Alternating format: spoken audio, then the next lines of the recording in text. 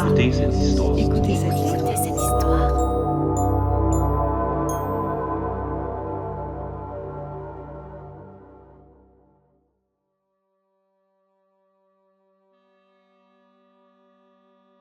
On va déménager ? Le son s'étrangle dans ma gorge. Toute ma vie est ici. Je n'ai jamais connu d'autres endroits. Pourquoi est-ce qu'il faudrait partir tout à coup ? J'ai reçu une offre pour un super job, confirme mon père avec enthousiasme. Ce serait sur la côte Est.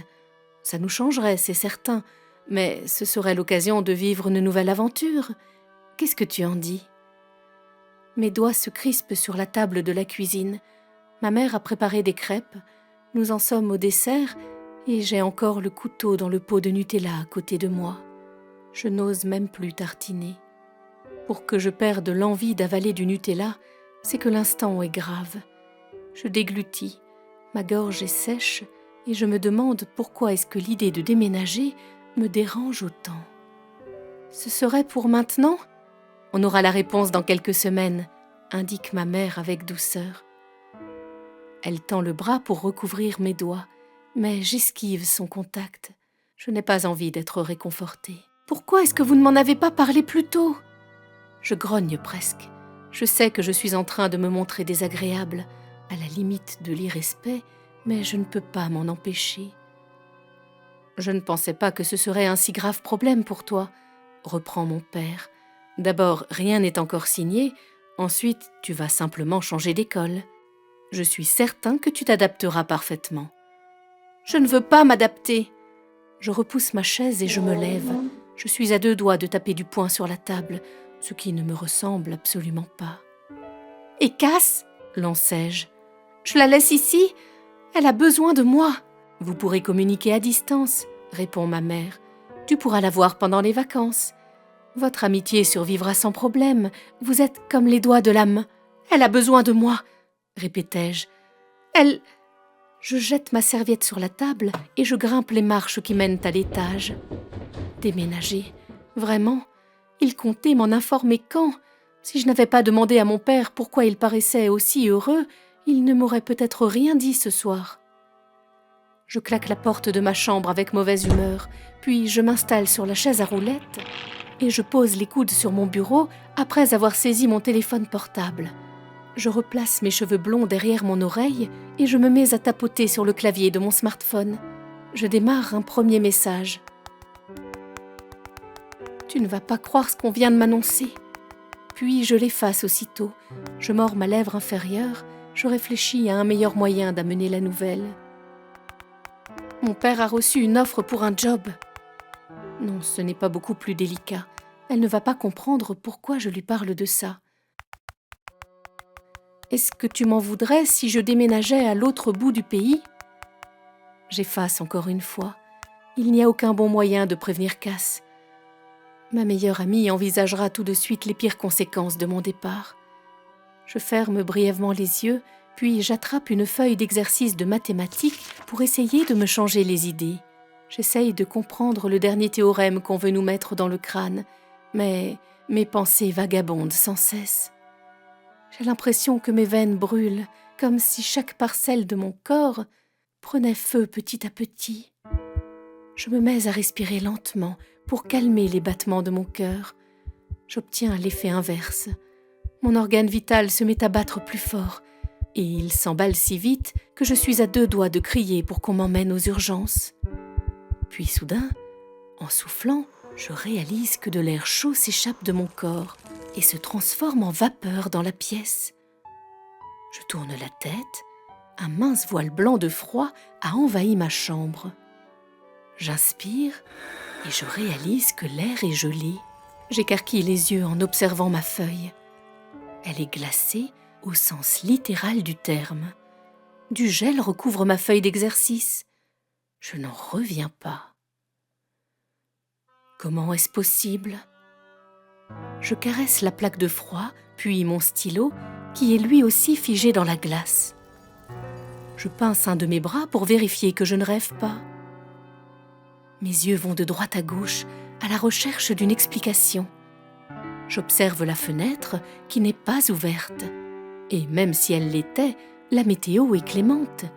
J'aurais pu laisser l'air entrer depuis 3 jours, qu'il n'y aurait pas de traces de gel dans ma chambre. J'effleure du bout des doigts un livre de classe et il est aussitôt recouvert d'une fine pellicule blanche. Je sursaute et je me lève en prenant garde à ne rien toucher. Ce n'est pas moi, ce n'est pas possible. J'observe mes doigts sous toutes les coutures, comme si je les découvrais pour la première fois. Je suis en train de rêver et je vais me réveiller. Cass sera là et elle se moquera de moi pour m'être endormie pendant un film.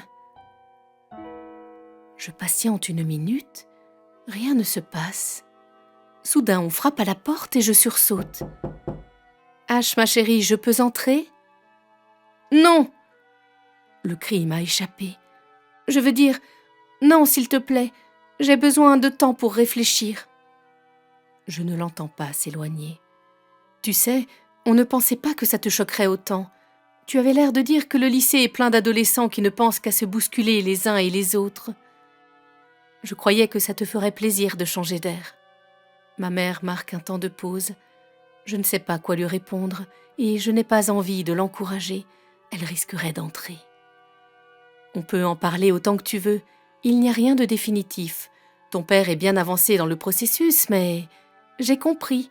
Je ne peux pas me faire à l'idée en 1 minute, c'est tout. D'accord ? D'accord. Elle ne soupire pas et fait de son mieux pour masquer sa déception. Mais je sens bien que ma réponse ne lui convient pas. J'entends ses pas s'éloigner, puis descendre les marches des escaliers. Mes épaules se relâchent. Bon sang, et si elle était entrée ? Est-ce qu'elle aurait vu la même chose que moi ? Est-ce que je suis en train d'halluciner ? Je tente de toucher un autre objet. Celui-là, là aussi, se pare de glace. Je me sens en tension comme jamais. Je suis en train de devenir folle. Il n'y a pas d'autres explications. Parce que sinon, ça signifie que je suis anormale, que je fais de la magie, et ça n'est pas possible. Je ne suis pas Harry Potter, je n'ai pas de pouvoir. Est-ce que ce sont les souvenirs de notre voyage à Londres pour visiter le musée Harry Potter qui refont surface dans mon sommeil ? Je suis en train de dormir, et quand je me réveillerai, tout ça aura disparu.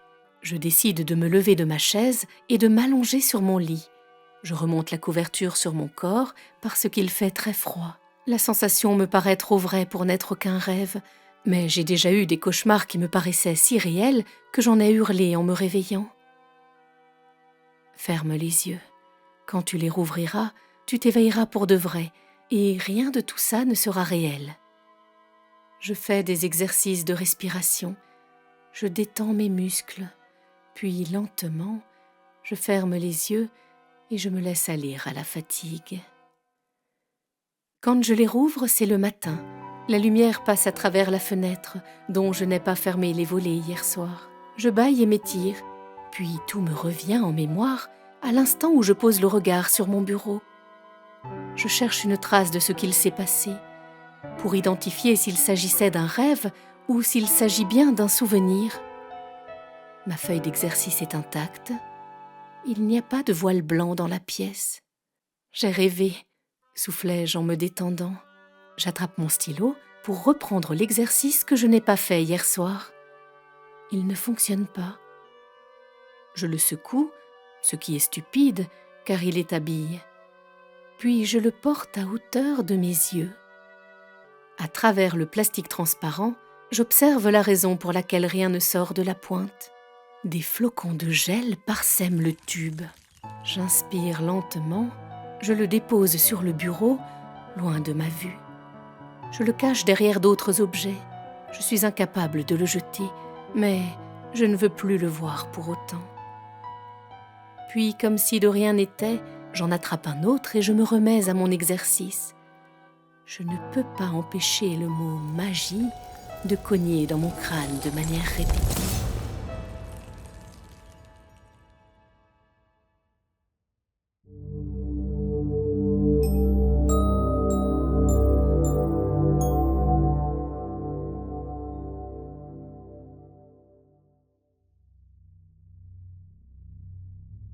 Vous venez d'entendre Magic Academy, Ashkana, une nouvelle inédite de Jupiter Phaeton.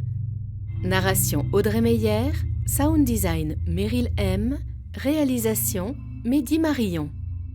Merci d'avoir écouté cette histoire. Si le style de cet auteur vous plaît, vous trouverez les liens vers son univers, son actualité et ses livres dans la description de cet épisode. Si ce podcast vous a fait du bien, vous pouvez nous soutenir et découvrir d'autres nouvelles d'auteurs francophones. Abonnez-vous, offrez-nous des étoiles sur Apple Podcast, commentez et n'oubliez pas que les meilleures histoires se partagent. Merci beaucoup, à très bientôt.